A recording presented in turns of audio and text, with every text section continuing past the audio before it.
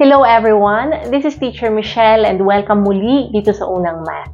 In today's episode, I will show and tackle challenging problems in math. So let's take or approach this challenge with confidence. Our topic in this episode is about decimal numbers or challenging problems about decimal numbers. First part involves examining the different decimal numbers' place values and the relationship between these decimals. Lastly, I've prepared problems related to comparing the size of decimal numbers. So let's learn through solving each of these problems. But before diving into this problem, let us first recall, understand, and explore important concepts.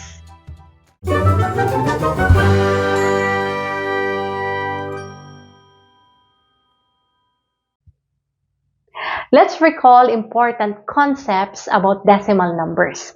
Simulan natin sa decimal numbers place values. If it's one-digit decimal number, isa lamang ang digit sa right side ng decimal point. Ang digit na ito ay nasa tens place. If it's two-digit decimal number, dalawa ang mga digits sa right side ng decimal point. 2 here is in tens place at ang 6 ay hundreds place. 3-digit decimal number, tatlo ang mga digits sa right side ng decimal point. 5 is in tens place, 1 is in hundreds place, at ang 4 ay thousands place. If it's 4-digit decimal number, then apat ang mga digits sa right side ng decimal point, and so on and so forth. Okay, this time, tignan naman natin ang relationship between decimal number. Okay, ang 1, para makuha ang 0.1, kailangan nating i-multiply ang 1 sa 1/10. Or, since 10 ang denominator ng fraction, i-move natin ang decimal point ng 1 isang beses papuntang left. So, from here, decimal point mapupunta dito. Kaya naman, nakuha natin ang 0.1. Okay, how about ang 0.1? Ano ang i-multiply natin para makuha ang 0.01? Okay, kailangan natin itong i-multiply by 1/10. Or, since 10 ang denominator ng fraction, move ang decimal point papuntang left isang beses. Kaya nakuha natin ang 0.01. Okay, ang 0.01, i-multiply natin sa 1/10 para makuha ang 0.001. Or, move the decimal point papuntang left ng isang beses. Okay, how about ang 1? Ano ang i-multiply natin sa 1 para makuha ang 0.01?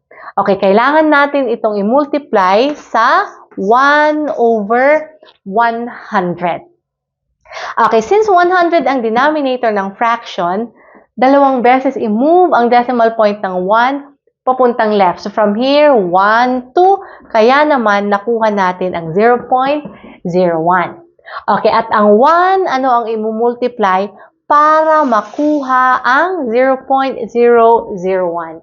Okay, kailangan natin itong i-multiply by 1/1000.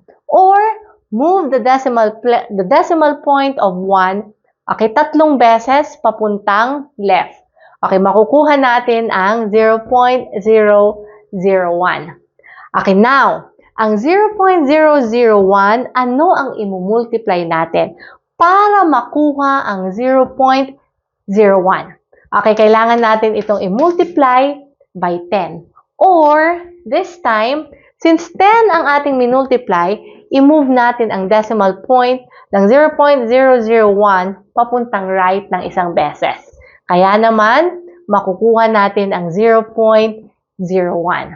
Okay, at ang 0.01, i-multiply natin sa 10, makukuha natin ang 0.1. Ganon din. Just move the decimal point papuntang right ng isang beses, 0.1 ang makukuha natin. Okay, at ang 0.1, i-multiply natin by 10, makukuha natin ang 1. Okay, how about ano ang i-multiply natin sa 0.001, okay, para makuha ang 0.1? Okay, kailangan natin itong i-multiply by 100 or move the decimal point papuntang right ng dalawang beses. So, ito ay 0.1. Okay, at ang 0.001, okay, i-multiply natin ito by 1,000, makukuha natin ang 1. Okay, ang pangatlong concept na kailangan nating i-recall or malaman ay ang tungkol sa comparing the size of decimal numbers. Okay, so when we are comparing the size of decimal numbers, we compare from the whole number part. Okay, if the whole numbers are equal, then we are going to compare the decimal parts in order of tens, hundreds, thousands, etc. Okay, example. 3.42 at ang 2.999. Kung titignan natin, dalawa lamang ang mga digits sa right side ng decimal point. At dito naman, tatlo ang mga digits. Okay, pero ang whole number na 3 ay mas mataas kaysa whole number na 2. Kaya naman, 3.42 is greater than 2.999. Okay, another example. This is 0 and 0. Okay, pero ang first digit sa decimal part, sa decimal number na ito is 2.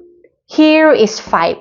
Ang 5 is greater than 2. So, 0.284 is less than 0.52. Okay, for more information about decimal number, okay, panoorin po ang episode 6, concept part ng topic about decimal number.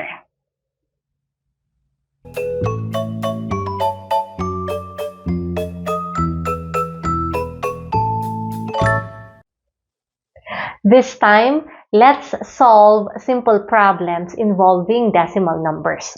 Okay, simulan natin sa problem na ito. Ang sabi dito is, find the number. This number has 12 0.1, 24 0.01, and 48 0.001. Okay, 12 0.1 is 12 times 0.1, and this is equal to 1.2. 24 0.01 is 24 times 0.01, and this is equal to 0.24. Okay, 48 0.001 is 48 times 0.001, and this is equal to 0.048.